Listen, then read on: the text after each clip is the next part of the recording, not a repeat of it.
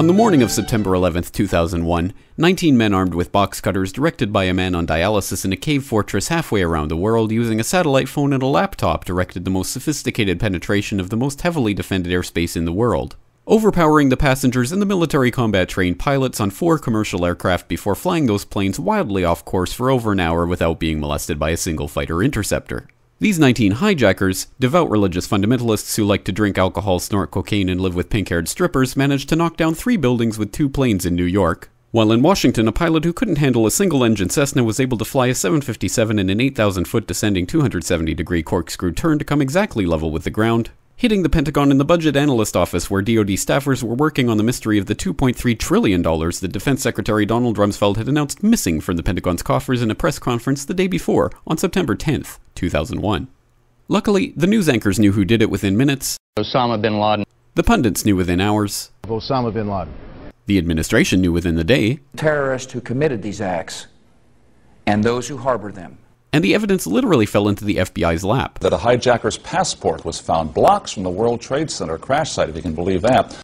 But for some reason, a bunch of crazy conspiracy theorists demanded an investigation into the greatest attack on American soil in history.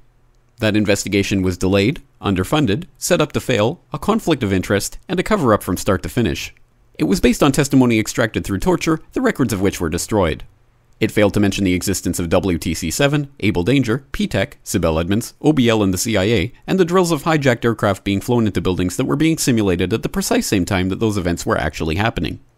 It was lied to by the Pentagon, the CIA, the Bush administration, and as for Bush and Cheney, well, no one knows what they told it because they testified in secret, off the record, not under oath, and behind closed doors. It didn't bother to look at who funded the attacks because that question is ultimately of little practical significance. Still, the 9/11 Commission did brilliantly answering all of the questions the public had, except most of the victims' family members' questions, and pinned blame on all the people responsible, although no one so much as lost their job, determining the attacks were failure of imagination. Because nobody in our government, at least, and I don't think the prior government that could envision flying airplanes into buildings. Except the Pentagon, FEMA, NORAD, and the NRO. The DIA destroyed 2.5 terabytes of data on Able Danger, but that's okay because it probably wasn't important. The SEC destroyed their records on the investigation into the insider trading before the attacks, but that's okay because destroying the records of the largest investigation in SEC history is just part of routine record keeping. NIST has classified the data that they used for their model of WTC-7's collapse, but that's okay because knowing how they made their model of the collapse would jeopardize public safety. The FBI has argued that all material related to their investigation of 9/11 should be kept secret from the public, but that's okay because the FBI probably has nothing to hide. This man never existed, nor is anything he had to say worthy of your attention, and if you say otherwise, you are a paranoid conspiracy theorist and deserve to be shunned by all of humanity. Likewise him, and her. And her, and her, and him. Osama bin Laden lived in a cave fortress in the hills of Afghanistan, but somehow got away. Then he was hiding out in Tora Bora, but somehow got away. Then he lived in Abbottabad for years, taunting the most comprehensive intelligence dragnet employing the most sophisticated technology in the history of the world for a decade, releasing video after video with complete impunity and getting younger and younger as he did so, before finally being found in a daring SEAL team raid which wasn't recorded on video, in which he didn't resist or use his wife as a human shield, and in which these crack special forces operatives panicked and killed this unarmed man, supposedly the best source of intelligence about those dastardly terrorists on the entire planet.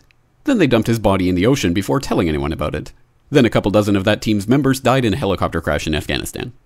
This is the story of 9/11, brought to you by the media which told you the hard truths about his head could be seen to move violently forward.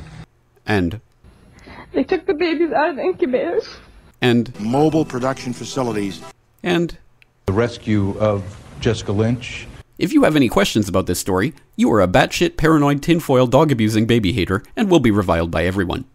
If you love your country and or freedom, happiness, rainbows, rock and roll, puppy dogs, apple pie, and your grandma, you will never ever express doubts about any part of this story to anyone. Ever. This has been a public service announcement by the Friends of the FBI, CIA, NSA, DIA, SEC, MSM, White House, NIST, and the 9/11 Commission. Because ignorance is strength.